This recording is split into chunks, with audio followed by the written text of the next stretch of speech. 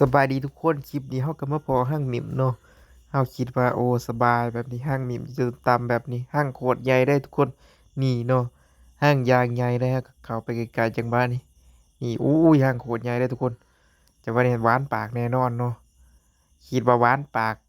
ใส่ปากเข้าก่อนเลยทุกคนนี่มันใส่ตัวปากเข้าเลยจะว่านี่โมเมนต์มิมบ่มันบินมาตอดอะไรจะได้ว่ามิมมันบ่ตอดคนโมเมนต์บ่ทุกคน แต่จังหวะนั้นมันใส่ปลาเข้าไปรอบหนึ่งเด้อเนาะปลาเข้าปูแต่จังหวะนั้นเราก็เริ่มถอยออกว่าแหละปอไว้มันใส่ปลากับใส่กูคูเขาสองแม่เนาะจังหวะนี้เราก็เลยฝ่าวถอยออกมาสู้มันบ่ได้แล้วทุกคนเลยหมาเฮาก็บอกอู้เป็นสงสัยหมาเฮาบอกว่าอู้มันใส่เจ้าของเขาเลยจังได๋วะเดี๋ยวสองมันก่อนหมาเฮาก็อยากทดสอบคือกันเนาะนี่ยืนสองขาเบิ่งด้วยหมาเฮาอู้สุดยอดอีหลีทุกคนแต่ว่าตอนนี้ก็ตัดสินใจโดยที่จะบ่เอามันเพราะว่ามันใส่ปลาเข้า กับไซก็คูเฮาแล้วเฮาก็เริ่มถอยออกมาเฮาสู้มันบ่ได้แน่นอนทุกคนแม้แต่หมาเฮาตัวนั้นที่ซองเบิ่งเมื่อกี้มันก็แล่นห้องเอ๊กๆออกไปเป็นที่เรียบร้อยแล้วเนาะมันก็สู้บ่ได้คือกันทุกคน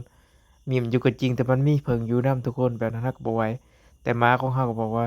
จะบ่ยอมแพ้แล้วก็อยากลองเบิ่งอีกรอบหนึ่งเนาะมันห้องเอ๊กๆไปสองเทื่อแล้วได้ทุกคนแต่ว่ามันบ่ยอมแพ้อยู่สงสัยมันจะกินน้ำบานทุกคนแต่ว่าบ่าวลาวคือสิบ่เอาให้มันดอกเพราะว่าตอนนี้